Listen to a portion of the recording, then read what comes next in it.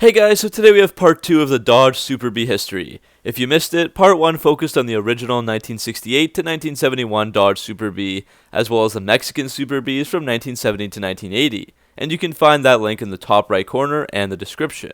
The name was resurrected for the Dodge Charger in the late 2000s and early 2010s, so that's what we're covering today in part 2. There were two versions, from 2007 to 2009, and 2012 to 2014. For each car, we'll take a look at the unique features that make it a Super Bee, how many were produced, the colors available, and all of the exterior and interior specs. Whether you have a Super Bee yourself, used to have one, or just love Dodge muscle in general, hopefully you enjoy this video and appreciate these beautiful and powerful cars. So let's begin. As mentioned, Dodge renewed the Super Bee name for 2007, this time based on the Dodge Charger SRT8. This is the first special edition Charger made by SRT, and it was introduced at the 2006 North American International Auto Show. It added $3,000 to the price of the top model SRT8, so that's $36,045 plus $3,000 to get $39,045 for the Super Bee. So it was not so much of a budget car as the first ones were. Just like the 2006 RT Daytona models, there were limited production quantities and different colors for each year. In 2007, it was in Detonator Yellow, with just 1,000 built. 2008 got another 1,000 Super Bees, this time in B5 Blue, and 2009 was the rarest year, with just 425 Super Bees made in Hemi Orange Pearl Coat. That means that there was a grand total of 2,425 Super Bees of this generation, most of them finding their way across the US and Canada. George Murphy, who was the Senior Vice President of Global Brand Marketing at Chrysler, talked about the Super Bee, saying, quote, "The Dodge Charger embodies modern American muscle and at the same time carries on a great performance heritage. It was only natural to give a nod to that heritage with the reintroduction of a famous Dodge performance nameplate." End quote. So the Super Bee concept was originally going to have a flat black hood, but on the production version there was a hood decal with Hemi lettering. There are also hockey stick stripe decals on the rear quarter panels. This was supposed to be solid as seen in the concept, but on the release Super Bee, it was actually a solid stripe that turned into dashes with the Super Bee logo in the middle. The trunk is blacked out, just like the Daytona, and there is Super Bee badging on both sides of the front fenders. The Super Bee gets the exact same body styling as the SRT8, which had a focus on functional performance. The front bumper has air ducts to give extra air to the brakes for cooling, and the lower part of the bumper has an air dam reducing lift. The SRT hood also feeds more cool air into the engine bay. In the rear there's a diffuser, 3.5-inch exhaust tips, and a spoiler to increase downforce for high-speed stability and traction. Moving inside, the Super Bee gets a race-inspired black interior with yellow accent stitching on the seats, steering wheel, and shift knob. There are performance-adjustable front sports seats, and both the front and back have suede inserts. These seats have large bolsters and are very comfortable and supportive, no matter what speed you're hitting. Each Super Bee gets a limited edition plaque on the passenger side of the dashboard, showing what your production number is. And another nice touch is found on the shifter and center console bezels, as they are made from a carbon fiber-like material. Also, when you turn on the car, you'll see the Super Bee logo in the instrument cluster, instead of the SRT logo on the SRT8 models.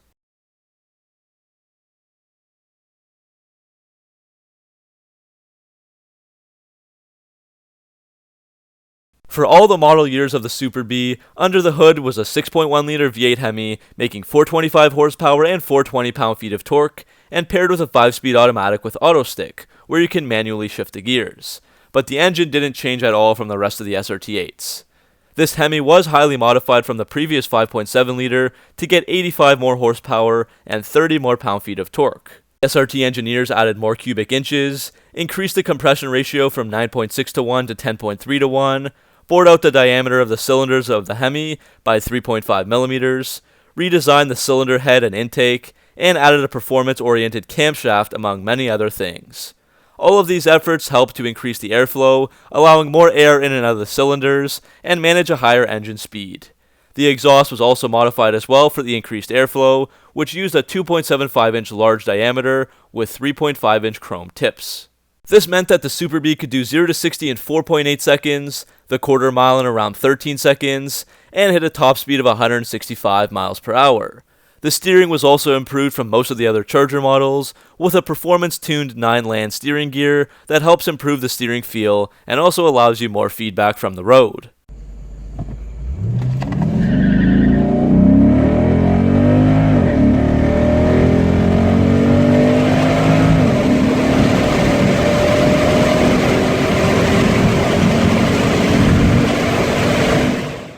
There are also SRT 20x9" forged aluminum wheels with a chrome finish. These are fully polished and differ from the stock SRT8 wheels, since these do not have their silver painted areas like those wheels do.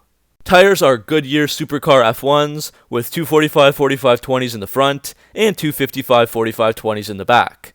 Beneath the wheels are red Brembo 4-piston calipers in all four corners, with 14.2-inch vented rotors up front and 13.8-inch in the rear, and that stops the car from 60 to 0 miles per hour in just 110 feet. Now to go over some various changes. In 2008, as I said earlier, the exterior color changed to B5 blue, with 1,000 made. For that year, there were Alcoa forged SRT wheels with black painted pockets. Inside, blue accent stitching would replace all the yellow stitching from 2007 to match the paint color, and the dash design was also changed up for the 2008 to 2010 Chargers.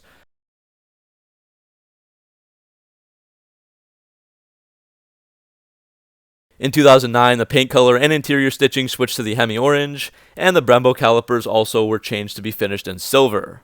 These Super Bs were awesome. You could totally distinguish them right away from the regular SRT8, and this also paved the way for SRT to open up their creativity and make some really cool cars at the top of the Dodge lineup. Everything Dodge added to the Super B is a touch of retro while it builds on the theme of muscle, but at the end of the day, it's still a package that largely adds visual modifications and doesn't really build on the performance of the already beastly SRT8 model. However, for a car that already looked really good, Dodge somehow was able to make it look even better in my opinion.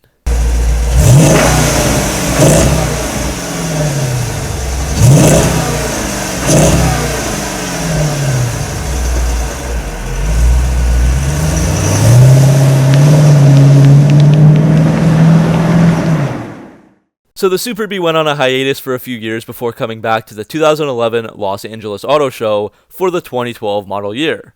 This time around, Dodge decided to pay heritage to the original Super Bs and make this one into more of a budget muscle car like the last ones were, going back to the basics and leaving some luxury items behind, so it's just a step below the SRT models at the top.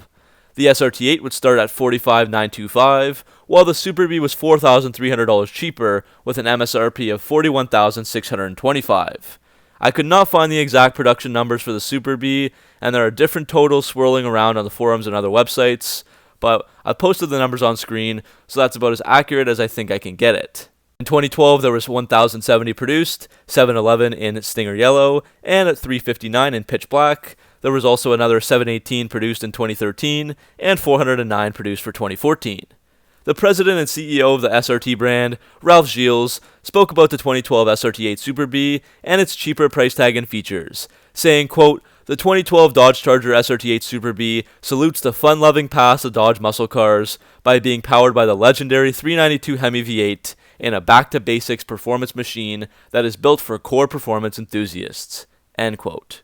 The Super B has its own unique touches to separate it from the regular SRT8 again. There is a new gloss black split crosshair honeycomb grille, and on the right side of that is a new SRT badge with a 3D emblem of the Super B. On the Stinger Yellow model, there are satin black stripes with a small tracer line around them that follows the contours of the hood. There's also a matte black spoiler with Super B graphics extending past either side of it. If you look closely, it also reads powered by SRT at the bottom. On the black model, the hood graphics are charcoal gray, while the spoiler is in matching body color. And to show off the engine, on the front fenders there are 392 Hemi badges. The wheels are 20x9" 5-spoke cast aluminum with black painted pockets, and again beneath the wheels are Brembo brakes with slotted and vented rotors and 4-piston Brembo calipers painted in anodized black.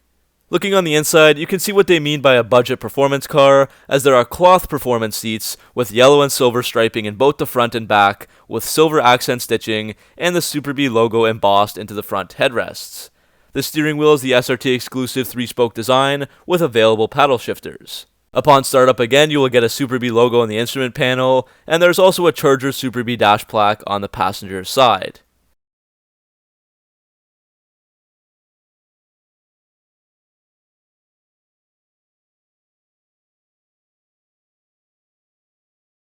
The Super B was back again for 2013 and 2014, as we've been over, but there were more colors offered, such as Hemi Orange, Plum Crazy, Bright White, Toured, and Header Orange as well.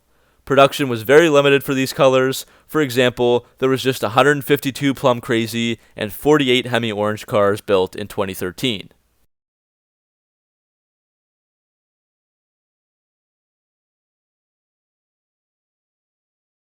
Moving on to the performance, every Super Bee is powered by the 6.4-liter V8 Hemi that made 470 horsepower and 470 pound-feet of torque. So that's a jump of 45 more horsepower and 50 more pound-feet of torque from the previous 6.1-liter V8 Hemi in the last Super Bee.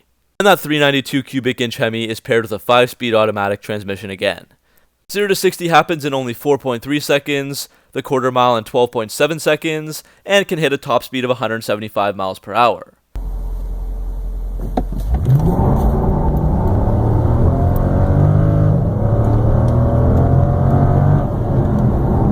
Again, this Super Bee is an awesome collector's car that was produced in very limited quantities, but it was also a no-frills kind of muscle car. So obviously by that I mean that the car lacked a lot of luxury features that the SRT had. As I mentioned, it was almost $5,000 cheaper than an SRT, but many things were taken away, like leather seats replaced with basic cloth, and the large screen with navigation inside replaced with a tiny one and a lesser audio system. Most customers didn't care though, because they still got their 392 Hemi and an awesome looking exterior. The big powerful engine, rear-wheel drive, and a few flashy paint options were all that the Super Bee needed for success.